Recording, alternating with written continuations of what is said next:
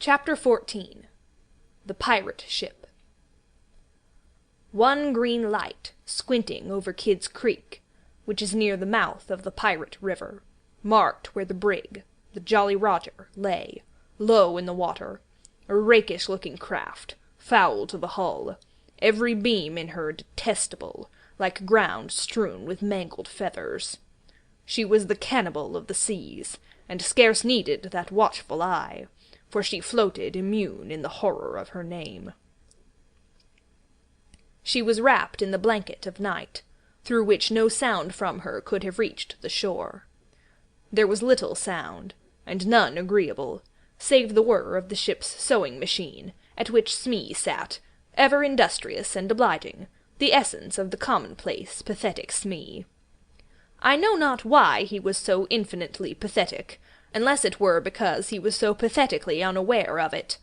But even strong men had to turn hastily from looking at him, and more than once on summer evenings he had touched the fount of Hook's tears and made it flow. Of this, as of almost everything else, Smee was quite unconscious. A few of the pirates leant over the bulwarks, drinking in the miasma of the night.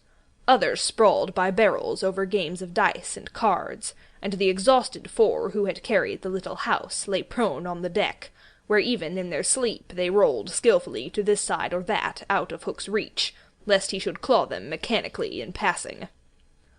Hook trod the deck in thought. O man unfathomable! It was his hour of triumph. Peter had been removed for ever from his path, and all the other boys were in the brig, about to walk the plank. It was his grimmest deed since the days when he had brought Barbecue to heel. And knowing as we do how vain a tabernacle is man, could we be surprised had he now paced the deck unsteadily, bellied out by the winds of his success? But there was no elation in his gait, which kept pace with the action of his sombre mind. Hook was profoundly dejected. He was often thus when communing with himself on board ship, in the quietude of the night. It was because he was so terribly alone. This inscrutable man never felt more alone than when surrounded by his dogs. They were socially inferior to him. Hook was not his true name. To reveal who he really was would, even at this date, set the country in a blaze. But as those who read between the lines must already have guessed, he had been at a famous public school, and its traditions still clung to him like garments, with which, indeed, they are largely concerned.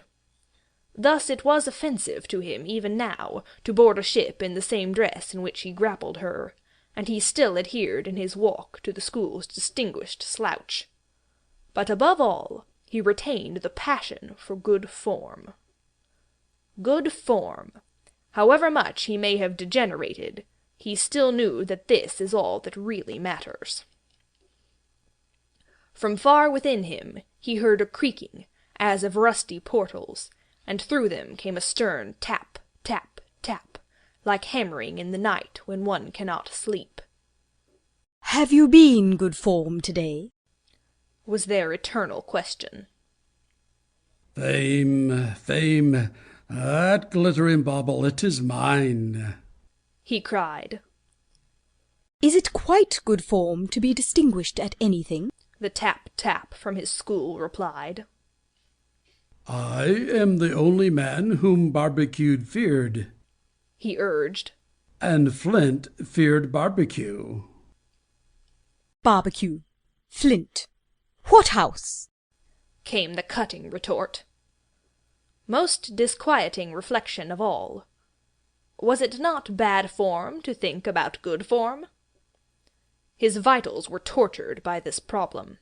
It was a claw within him, sharper than the iron one, and as it tore him, the perspiration dripped down his tallow countenance, and streaked his doublet. Oft-times he drew his sleeve across his face, but there was no damming that trickle. Ah, envy not Hook. There came to him a presentiment of his early dissolution. It was as if Peter's terrible oath had boarded the ship. Hook felt a gloomy desire to make his dying speech, lest presently there should be no time for it. Better for a Hook, he cried. if he had had less ambition.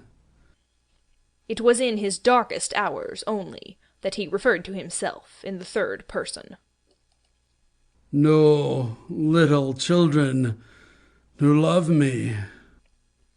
Strange that he should think of this, which had never troubled him before. Perhaps the sewing machine brought it to his mind. For long he muttered to himself, staring at Smee, who was hemming placidly, under the conviction that all children feared him. Feared him! Feared Smee!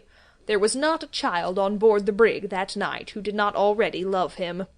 He had said horrid things to them, and hit them with the palm of his hand, because he could not hit with his fist, but they had only clung to him the more. Michael had tried on his spectacles. To tell poor Smee that they thought him lovable. Hook itched to do it, but it seemed too brutal. Instead, he revolved this mystery in his mind. Why do they find Smee lovable? He pursued the problem like the sleuth-hound that he was.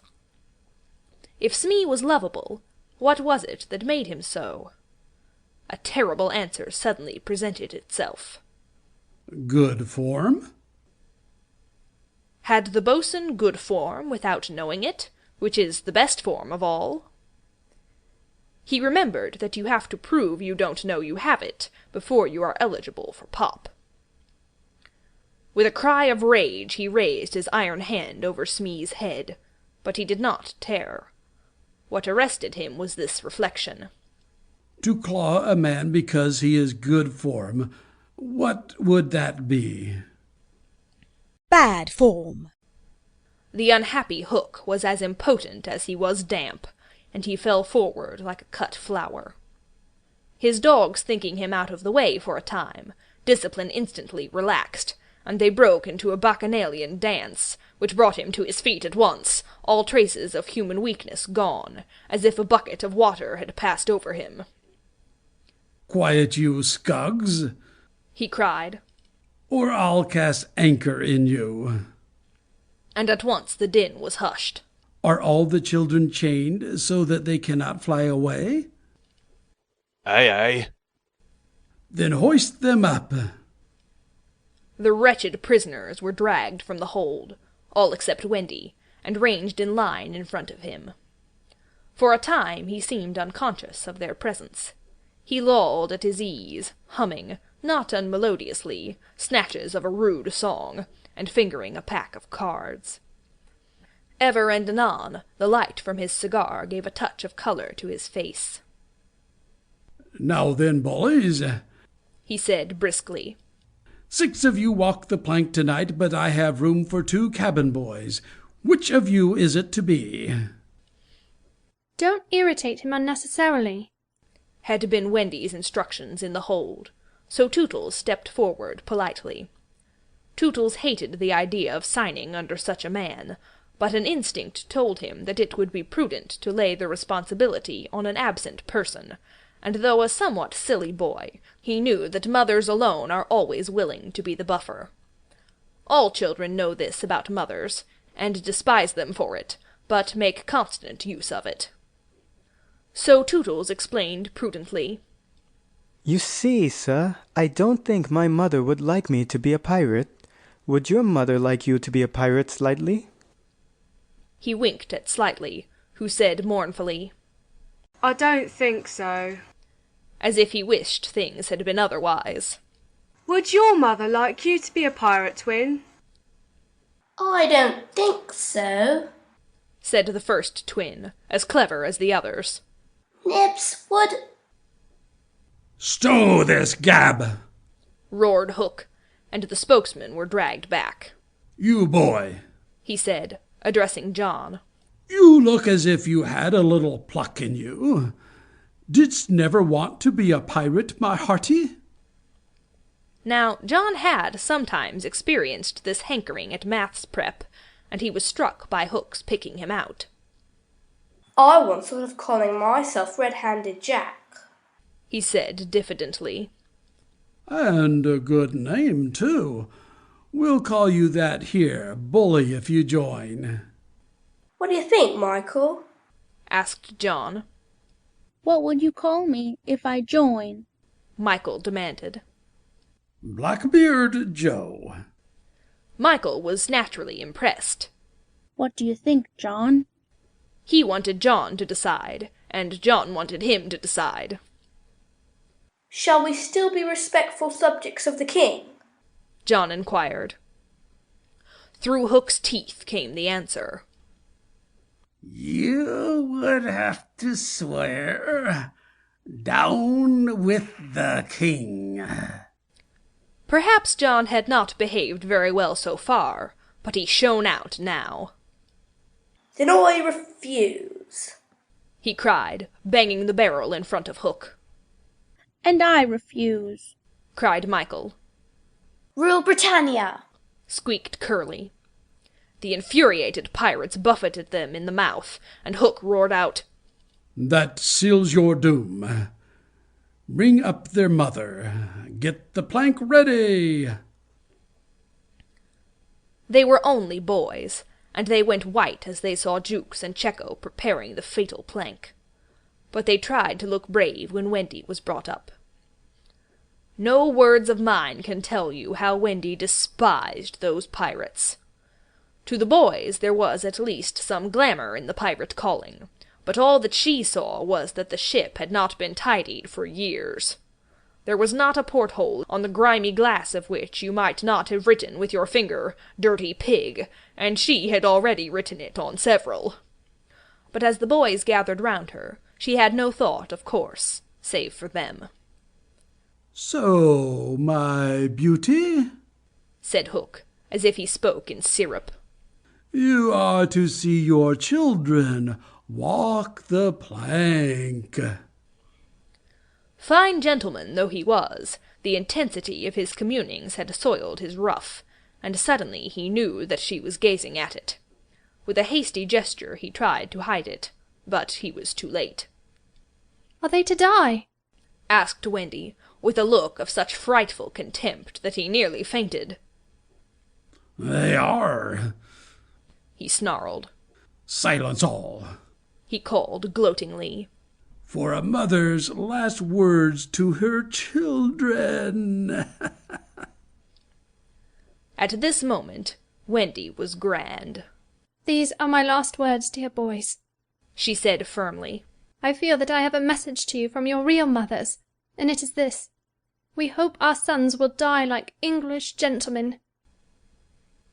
Even the pirates were awed, and Tootles cried out hysterically, I am going to do what my mother hopes. What are you to do, Nibs? What my mother hopes. What are you going to do, Twin? What my mother hopes. John, what are... But Hook had found his voice again. Tie her up, he shouted. It was Smee who tied her to the mast. See here, honey, he whispered. I'll save you if you promise to be my mother. But not even for Smee would she make such a promise. I would almost rather have no children at all, she said disdainfully. It is sad to know that not a boy was looking at her as Smee tied her to the mast. The eyes of all were on the plank, that last little walk they were about to take. They were no longer able to hope that they would walk it manfully, for the capacity to think had gone from them. They could stare and shiver only. Hook smiled on them with his teeth closed, and took a step toward Wendy. His intention was to turn her face, so that she should see the boys walking the plank one by one. But he never reached her. He never heard the cry of anguish he hoped to wring from her. He heard something else instead. It was the terrible tick, tick of the crocodile. They all heard it, pirates, boys, Wendy, and immediately every head was blown in one direction. Not to the water, whence the sound proceeded, but toward Hook. All knew that what was about to happen concerned him alone, and that from being actors they were suddenly become spectators. Very frightful it was to see the change that came over him. It was as if he had been clipped at every joint. He fell in a little heap. The sound came steadily nearer, and in advance of it came this ghastly thought. The crocodile is about to board the ship. Even the iron claw hung inactive, as if knowing that it was no intrinsic part of what the attacking force wanted. Left so fearfully alone, any other man would have lain with his eyes shut where he fell. But the gigantic brain of Hook was still working, and under its guidance he crawled on the knees along the deck, as far from the sound as he could go.